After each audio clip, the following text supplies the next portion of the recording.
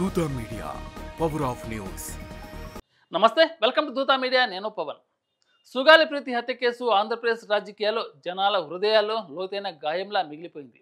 2017 August 19న కర్నూలులోని Kattamanchi Ramalingareddy residential school హాస్టల్లో 15 ఏళ్ల గిరిజన బాలిక సుగాలి ప్రీతి 10వ తరగతి విద్యార్థిని సీలింగ్ ఫ్యాన్కు ఊరేసుకుని మరణించినట్టు కనిపించింది.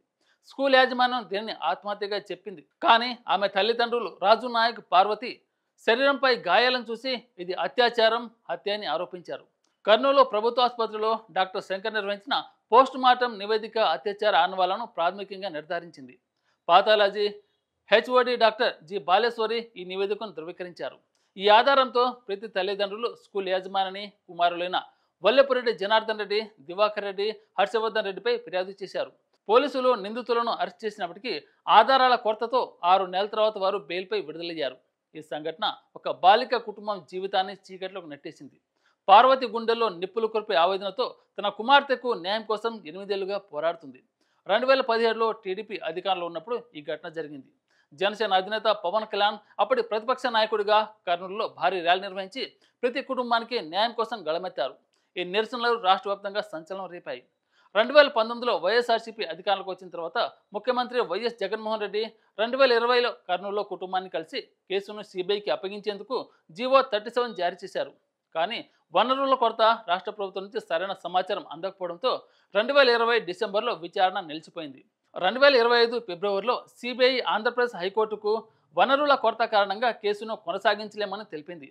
వైఎస్ఆర్సీపీ ప్రభుత్వం ప్రతి కుటుంబానికి 8 లక్షల రూపాయల నగదు, 5 సెంట్ల ఇంటి స్థలం, 5 ఎకరాల వ్యవసాయ భూమి, రాజు నాయకు ప్రభుత్వ ఉద్యోగం అందించింది. ఈ సాయం తన నిరసనల ఫలితమని జనసేన వాదిస్తుంది. వైఎస్ఆర్సీపీ మాత్రం తమ ప్రభుత్వం స్వయంగా ఈ సహాయాన్ని చేసిందని జనసేన క్లెయిమ్ చేయడం అన్యాయమని విమర్శించింది. పార్వతి గుండెలోని బాధ ఈ ఆర్థిక సాయంతో తీరలేదు. తన కుమార్తెను హత్య చేసిన హంతకులు ఇంకా స్వేచ్ఛగా తిరుగుతున్నారని, న్యాయం జరగలేదని ఆమె ఆవేదన వ్యక్తం చేస్తుంది. 2024 ఎన్నికల్లో కూటమి అధికారంలోకి వచ్చిన తర్వాత ఈ కేసు మరోసారి తెరపైకి వచ్చింది. 2024 జూలై 31న ప్రీతి తల్లిదండ్రులు డిప్యూటీ సీఎం పవన్ కళ్యాణ్ మంగళగిరిలో కలిసి ఈ కేసు పురోగతి లేకపోవడంపై నిరాశ వ్యక్తం చేశారు. ఆగస్టు 27న పార్వతి హోంమంత్రి అనితను కలిసి కేసును సిఐడికి అప్పగించి రీఓపెన్ చేస్తామని హామీ పొందింది. 2025 ఆగస్టులో పార్వతి విజయవాడ నుంచి కర్నూలు వరకు వీల్చైర్ యాత్ర చేపట్టాలని నిర్ణయించగా పోలీసులు అనుమతి నిరాకరించారు. ఈ నిర్ణయం ఆమె గుండెను మరింత కుమిలించింది. న్యాయం కోసం ఆమె హైకోర్టును ఆశ్రయించింది.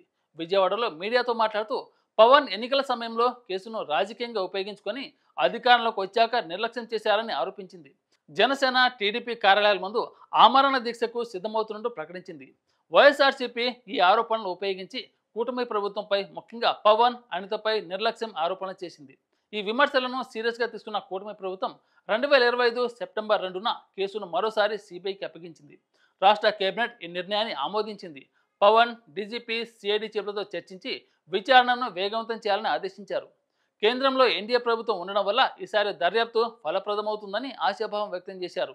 కానీ గతంలో ఆధారాల కొరత, స్థానిక పోలీసుల దర్యాప్తుల లోపాలు, సాక్షుల సహకారం లేకపోవడం వల్ల సిబిఐ విచారణ నిలిచిపోయింది. 2019లో జిల్లా కలెక్టర్ నేతృత్వంలోని కమిటీ అత్యాచారం, హత్యకు ఆధారాలు ఉన్నాయని నిర్ధారించిన పోలీసులు ఆరోపణలను కొట్టివేసి ఆత్మహత్యకు ప్రేరేపణగా కేసు నమోదు చేశారు. ఈ కేసు ఒక బాలిక మరణం గురించి మాత్రమే కాదు, గిరిజన సమాజంలోని విద్యార్థినుల భద్రత, విద్యా సంస్థలో జవాబుదారితనం లోపాలను ప్రశ్నిస్తుంది. పార్వతి వీల్చైర్ యాత్ర ఆమె ఆవేదనను, న్యాయం కోసం అలుపెరగని పోరాటాన్ని చాటుతుంది. గిరిజన సమాజం నుంచి వచ్చే విద్యార్థినులు ఎదుర్కొంటున్న సవాలు, భద్రతా లోపాలు ఈ కేసు ద్వారా స్పష్టమయ్యాయి. ఒక చిన్న బాలిక కళలను చిదిమిన ఈ ఘటన సమాజంలోని అసమానతలను, న్యాయ వ్యవస్థలోని లోపాలను బట్టబయలు చేసింది. పార్వతి ఒక తల్లిగా తన కుమార్తె కోసం న్యాయం కాంక్షిస్తూ ప్రతిరోజు ఆశలతో పోరాడుతుంది. ఆమె కన్నీళ్లు, ఆవేదన ఆంధ్రప్రదేశ్లో న్యాయం కోసం ఎదురుచూస్తున్న అనేక కుటుంబాల గుండె చప్పుడుగా మారాయి. వైఎస్ఆర్సీపీ నేతలు పవన్ ఎన్నికల సమయంలో కేసును రాజకీయ లబ్ధి కోసం ఉపయోగించుకొని అధికారంలోకి వచ్చాక 14 నెలలు నిర్లక్ష్యం చేశారని ఆరోపిస్తున్నారు. జనసేన మాత్రం పవన్ గతంలో ర్యాలీ నిర్వహించి కేసును జాతీయ స్థాయిలో చర్చకు తెచ్చారని, కుటుంబానికి సాయం అందడానికే కారణమని వాదిస్తుంది. ఈ ఆరోపణలు కేసును రాజకీయ వివాదంగా మార్చాయి. పవన్ డిప్యూటీ సీఎంగా సిబిఐ విచారణ ద్వారా న్యాయం చేయాలని కట్టుబడి ఉన్నారని చెప్తున్నారు. సిబిఐకి రెండోసారి కేసులు అప్పగించిన ఆధారాల కొరత, గత లోపాలు సవాలుగా ఉన్నాయి. ప్రభుత్వం విచారణను పారదర్శకంగా నిర్వహించాలి. స్థానిక పోలీసు లోపాలను సరిదిద్ది కొత్త ఆధారాలను సేకరించాలి. కుటుంబంతో సంప్రదింపులు జరిపి విశ్వాసం పొందాలి. రాజకీయ పార్టీలు న్యాయం కోసం ఏకమై పనిచేయాలి.